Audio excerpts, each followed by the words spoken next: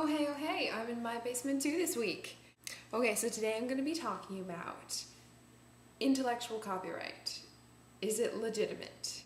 I was at a debate tournament and I was watching around and I was like, that affirmative case sounds really, really good. And I was like, so after the round I was like, wow, dude, great case, love it, I think it's fantastic. And he was like, oh, it's a source book case. And I was like, oh, awkward. We have to source other people's ideas whenever we write a paper or something, but we never have to say, oh, by the way, I didn't write my debate case.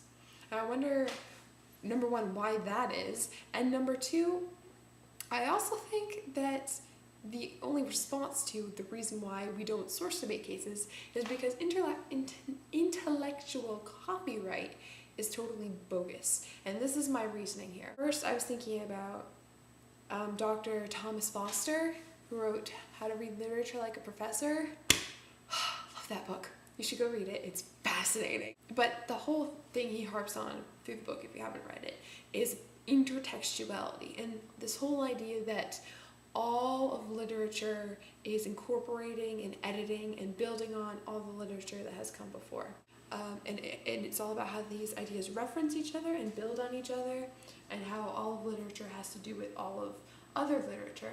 And this can only be true if there is no such thing as an original idea. Albert Einstein's theory of relativity, would you say that he discovered the theory of relativity? That he was the one who found out that E equals mc squared and that was true? Or was it something he came up with entirely, and if he hadn't come up with it, it never would have been true? Because E equal mc squared is true, I feel like it has always been true whether or not he has discovered it. Therefore, it was just a matter of time. It was truth.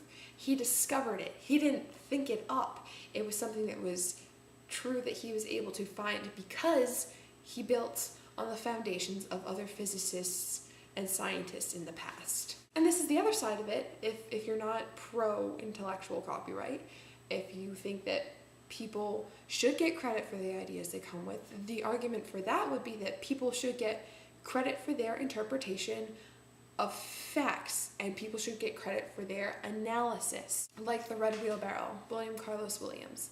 People have interpreted it a lot of different ways, and there are a lot of different meanings to it, one of which, the meaning I prescribe to, is that there is no transcendent meaning to it.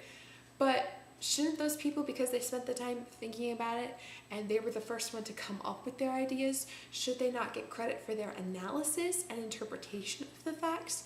That even though the facts are always the same and truth is always the same, someone's interpretation of that truth is original, and people should get credit for that. So I guess intellectual copyright, whether or not it's legit and something that should be upheld, I think the main consideration is whether or not there is original thought.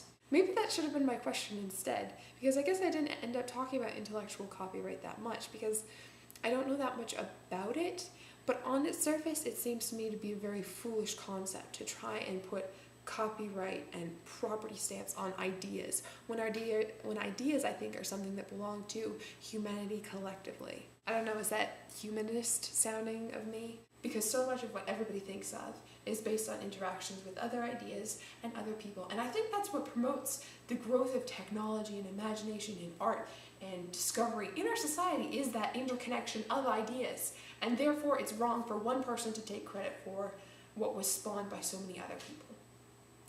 That's what I've got. Monday. I will see you tomorrow.